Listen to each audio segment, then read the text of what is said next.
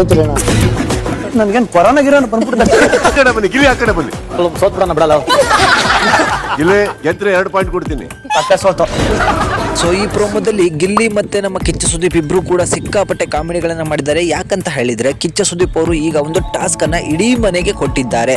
So ಗೊತ್ತಿರ್ಬೋದು, Sunday episode ಅಂದ್ರೇನೆ ಹೀಗೆ ಸಿಕ್ಕಾಪಟ್ಟೆ ಎಂಟರ್ಟೈನ್ಮೆಂಟ್ ಇರುತ್ತೆ, ನಗು ಇರುತ್ತೆ, ಕಾಮಿಡಿ ಇರುತ್ತೆ, ಸಿಕ್ಕಾಪಟ್ಟೆ ಎಂಜಾಯ್ಗಳನ್ನು ಮಾಡ್ತಾರೆ. ಅದಕ್ಕೆ ಈಗ ಸುದೀಪ್ ಅವರು ಒಂದು ಟಾಸ್ಕ್ ಅನ್ನ ಕೊಡ್ತಾರೆ. ಅದು ಕೂಡ ಬ್ಲೈಂಡ್ ಮಾಡಿಕೊಂಡು ಟೇಸ್ಟ್ ಅನ್ನ ನೋಡುವಂತಹ ಟಾಸ್ಕ್ ಅಂತ ಹೇಳಿದ್ರೆ, ಕಣ್ಣಿಗೆ ಒಂದು ಬಟ್ಟೆಯನ್ನ ಕಟ್ಕೋಬೇಕು, ಹಾಗೆ ಅವರ ಮುಂದೆ ಪ್ಲೇಟ್ ಅಲ್ಲಿ ಒಂದು ಐಟಮ್ ಅನ್ನ ತಂದಿಟ್ಟಿರ್ತಾರೆ. ಅದನ್ನ ಟೇಸ್ಟ್ ಮಾಡಿಬಿಟ್ಟು ಡೈರೆಕ್ಟ್ ಆಗಿ ಹೇಳೋಂಗಿಲ್ಲ, ಇಂಡೈರೆಕ್ಟ್ ಆಗಿ ಹೇಳಿ ಅವರ ಆಪೋಸಿಟ್ ಅವರು ಕೂಡ ಕಣ್ಣಿಗೆ ಪಟ್ಟೆ ಕಟ್ಕೊಂಡಿರ್ತಾರೆ, ಅವರು ಅದನ್ನ ಕಂಡುಹಿಡಿಯೋ ರೀತಿ ಮಾಡಬೇಕು. ಹೀಗೆ ಮೊಟ್ಟ ಮೊದಲಾಗಿ ಮಾಡುವವರು ಬರ್ತಾರೆ, ಅದನ್ನ ಅವರು ಕೂಡ ಗೆಸ್ ಮಾಡಿಸ್ತಾರೆ. ಹೀಗೆ ನಮ್ಮ ರಜತ್ ಬರ್ತಾರೆ, ಒಬ್ಬೊಬ್ರೆ ಬಂದು ಹೇಳ್ತಾ ಹೋಗ್ತಾರೆ. ಸೊ ಗಿಲ್ಲಿ ಸರದಿ ಬಂದಾಗ ಅವನ ಪ್ಲೇಟ್ ಅಲ್ಲಿ ಏನೋ ಒಂದು ಇಟ್ಟಿರ್ತಾರೆ, ಅದನ್ನ ಟೇಸ್ಟ್ ಮಾಡಕ್ಕೆ ಗಿಲ್ಲಿ ಸಿಕ್ಕಾಪಟ್ಟೆ ಕಾಮಿಡಿ ಮಾಡ್ತಾನೆ.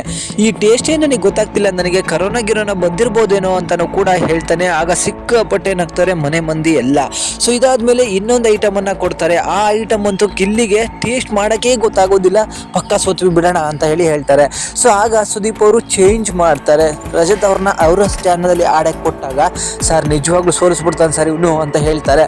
ಆಗ ಸುದೀಪ್ ಒಂದು ಸಿಕ್ಕಾಪಟ್ಟೆ ದೊಡ್ಡ ಆಫರ್ ಕೊಡ್ತಾರೆ, ಗಿಲ್ಲಿ ನೀನ್ ಗೆದ್ರೆ 2 ಪಾಯಿಂಟ್ ಕೊಡ್ತೀನಿ ಅಂತ ಹೇಳಿ. ಸೊ ಆಗ ಗಿಲ್ಲಿ ಹೋಗಿ ಅದನ್ನ ಟೇಸ್ಟ್ ಮಾಡಿದ್ರೆ ಅದು ಯಾವುದೋ ಒಂದು ರಸ ಇರುತ್ತೆ, 100% ಸೋತ್ವಿ ಬಿಡೋಣ ಅಂತ ಹೇಳ್ತಾನೆ. ಸೊ ಆಗ ಮನೆ ಮಂದಿ ಸಿಕ್ಕಾಪಟ್ಟೆ ನಗ್ತಾರೆ. ಸೊ ಇದು ಒಂದು ಪ್ರೋಮೋ. ಸೊ ಭಾನುವಾರದ ಎಪಿಸೋಡ್ ಅಂತ ಬಂದ್ರೆ ಸಿಕ್ಕಾಪಟ್ಟೆ ಕಾಮಿಡಿಗಳಿರುತ್ತೆ.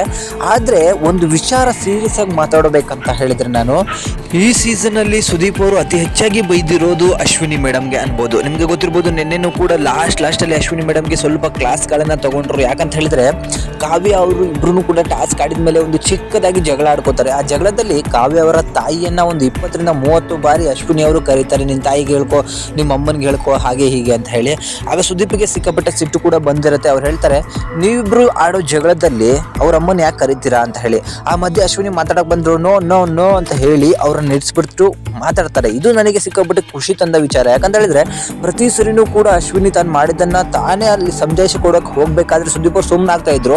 ಆದ್ರೆ ಇವತ್ತು ಸುಮ್ಮನೆ ಆಗಿಲ್ಲ, ಕೌಂಟರ್ ಕೊಟ್ಕೋತಾ ನೀವು ಇಬ್ರು ಒಳಗಡೆ ಆಡ್ತಿದ್ದೀರಾ, ಆ ತಾಯಿ ಹೊರಗಡೆ ಕುತ್ಕೊಂಡು ಆಡ್ತಿರ್ತಾರೆ. ಅವ್ರು ಎಲ್ಲೋ ಇರ್ಬೋದು, ಅಶ್ವಿನಿನೇ ಸರಿ ಇರ್ಬೋದು, ನನ್ನ ಮಗಳು ಸರಿ ಆಡ್ತಿಲ್ಲ ಅಂತ ಅಂತಿರ್ಬೋದು. ಆದ್ರೆ ನೀವು ಅವರನ್ನೇ ಹೀಗೆ ಮಾತಾಡಿದಾಗ ನನಗೆ ಅವ್ರೂ ಒಂದೇ, ನನ್ನ ಆಡಿಯನ್ಸ್ ಒಂದೇ, ಹೀಗೆ ಮಾತಾಡಬೇಡಿ ಅಂದಿದ್ದು ಎಷ್ಟು ಚೆನ್ನಾಗಿತ್ತು ಅಂದ್ರೆ ತುಂಬಾ ಚೆನ್ನಾಗಿತ್ತು.